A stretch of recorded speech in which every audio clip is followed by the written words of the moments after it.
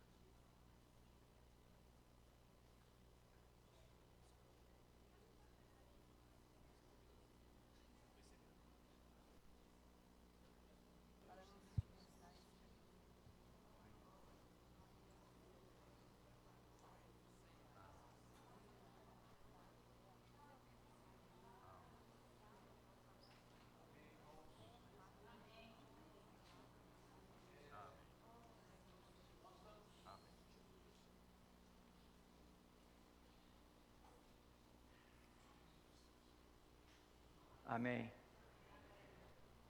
Nós estamos concluindo hoje esse livro Vem e Vê, da série Palavra, Vida e Edificação. Já chegou o próximo volume. Se você ainda não tem em mãos, procura com o responsável do seu grupo familiar, para que você possa acompanhar o próximo livro. O tema de hoje é o casamento em Caná da Galileia, que seria melhor traduzido como festa de casamento ou as bodas em Caná da Galileia. Caná é uma cidadezinha da região da Galileia. Galileia, comparar aqui,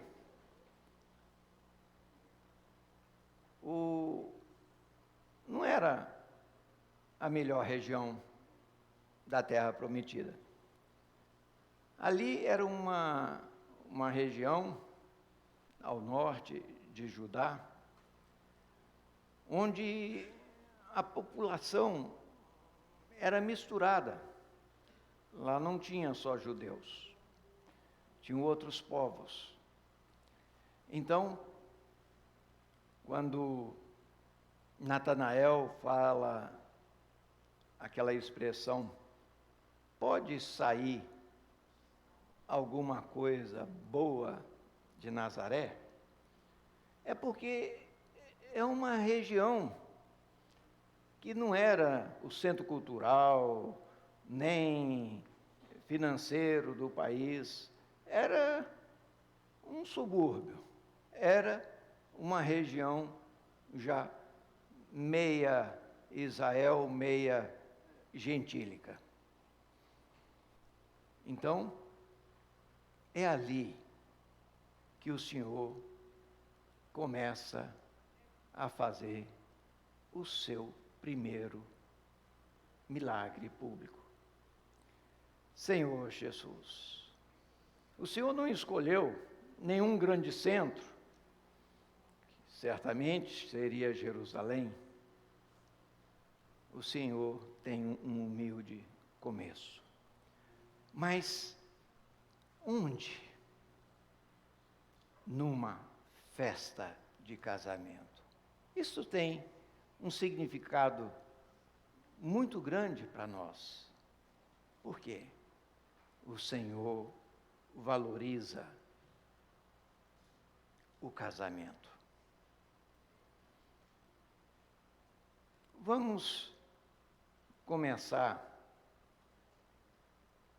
lendo Mateus, um texto que todos conhecem, Mateus, capítulo 6. É difícil encontrar uma pessoa que não conhece esse texto. Mateus 6, 9. Fala assim: portanto, vós orareis assim: Pai nosso que estás nos céus, santificado seja o teu nome. E o 10, venha o teu reino, faça-se a tua vontade, assim na terra como no céu. Os irmãos podem estar perguntando, mas por quê? Você começa a falar de casamento e agora está falando do Pai Nosso? Irmãos, tem tudo a ver. Pai nosso que estás nos céus, santificado seja o teu nome, venha o teu reino, faça-se a tua vontade, assim na terra como nos céus. Quer dizer, nos céus, a vontade de Deus sempre é feita. E na minha vida? Infelizmente, nem sempre. Porque às vezes é feita a minha vontade. E qual o meio que Deus utiliza para fazer a vontade dele? Se a gente abrir o livro de Gênesis, nós vamos ver Deus criando Adão e Eva e dá uma comissão para eles, para dominar a terra. Porque a terra se tornou um reino do inimigo. Quando o diabo caiu, ele foi jogado para onde? Para a terra. Então, não é de se admirar que a gente vê em várias passagens da Bíblia, onde fala que Satanás é o príncipe desse mundo. Que esse mundo jaz no maligno.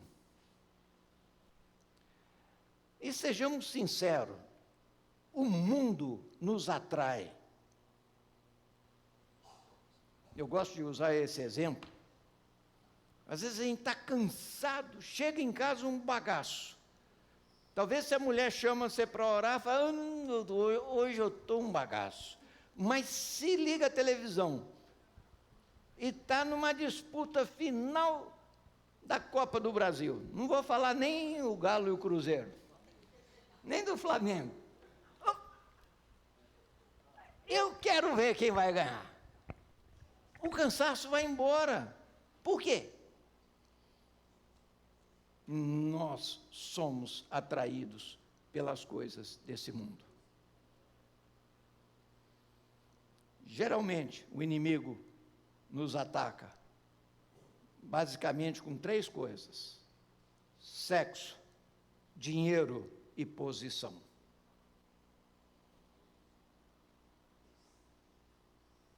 E para isso, a primeira coisa que ele faz é pôr dúvida na palavra de Deus. Porque ele conhece o poder da palavra de Deus. Então, a estratégia dele é pôr dúvida. Bastou ele dizer para Eva, não é bem assim não. Deus não quer é que vocês sejam igual a ele, conhecedores do bem e do mal. E ela caiu na conversa da serpente. E quando a gente vai ler Apocalipse, vê que é o próprio diabo. É por isso que Paulo fala, a nossa luta não é contra sangue e carne, contra pessoas, mas sim contra principados e potestades nas regiões celestiais.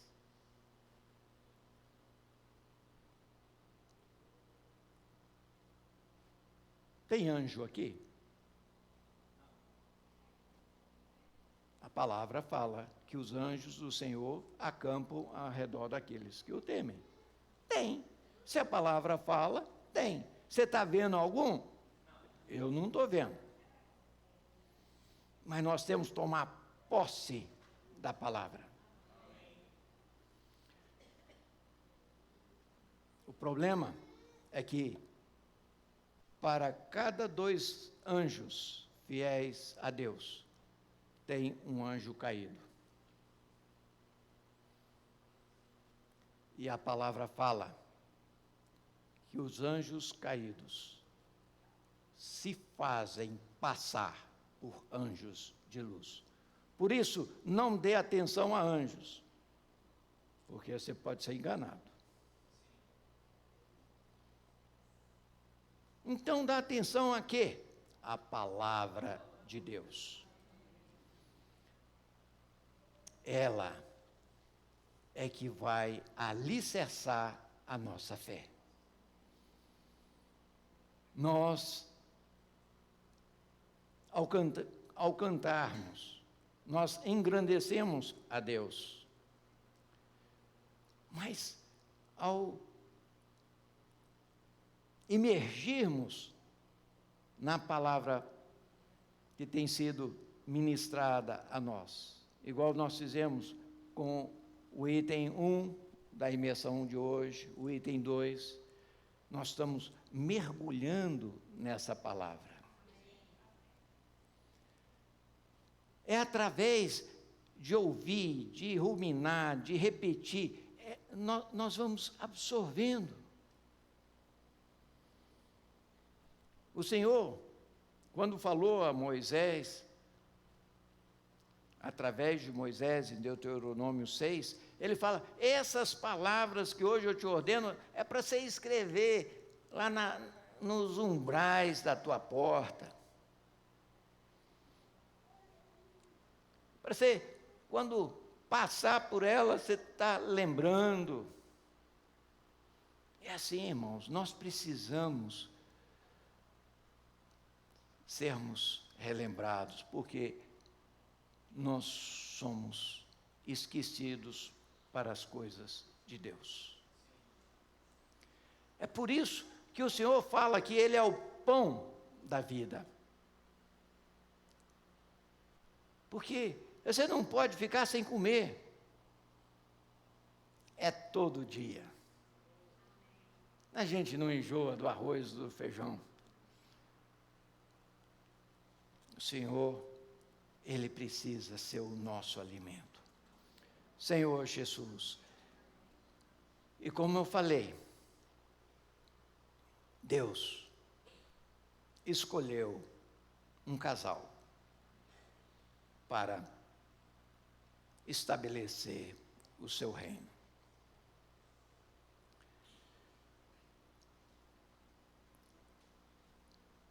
Quando a gente vai para o Evangelho de João e começa a desfrutar dessas palavras, no capítulo 2, fala 3 dias depois, houve um casamento.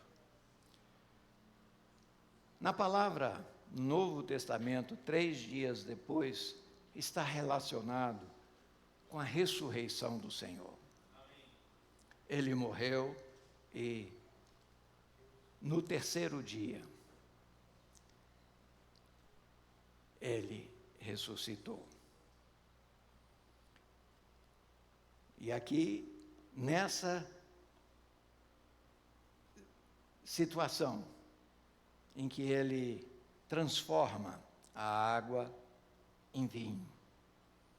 É uma situação de ressurreição.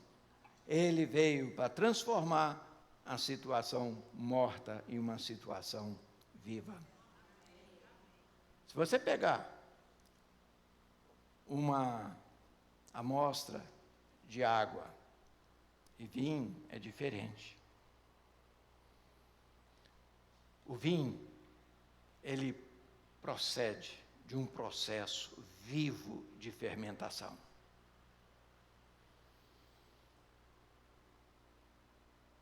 Nós não temos o hábito de nos embriagar com vinho. O Senhor nos adverte em várias passagens da Bíblia para não nos embriagarmos com vinho. Porque na embriaguez há dissolução. Você perde o controle e dá margem para o inimigo. Mas o Senhor, ao estabelecer a sua aliança conosco, Ele o faz mediante o pão e o vinho. Os irmãos mais velhos aqui vão lembrar que nós partíamos o pão e tomávamos o vinho. Por que nós o substituímos por suco de uva? Por amor a irmãos que tiveram um passado de alcoolismo e, ao tomar uma pequena porção de vinho, eram então ficar instigado a beber mais e voltar à embriaguez. Então, por amor a esses irmãos. Mas o vinho em si não é um problema, ele é um alimento. Aliás, quando a gente visita os irmãos na Europa, né, nós fomos visitar alguns irmãos em Portugal, toda refeição tem um copo de vinho. Né, eles têm o hábito. Mas nós evitamos, principalmente em público, porque está lá num barzinho, ali é um ambiente que é degradado. No Salmo 1, o Senhor fala, para nós não nos assentarmos na roda dos escarnecedores.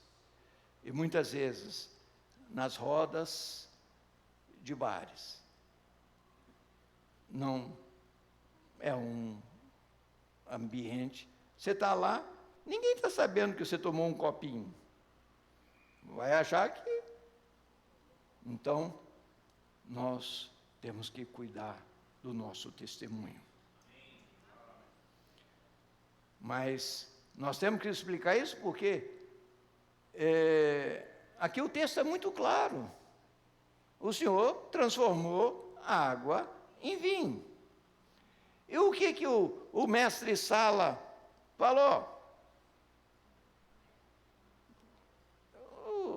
Chama o noivo e fala, todo mundo dá o vinho melhor primeiro. Você inverteu a ordem, você deu o vinho comum e agora vem com esse vinho excelente. Senhor Jesus,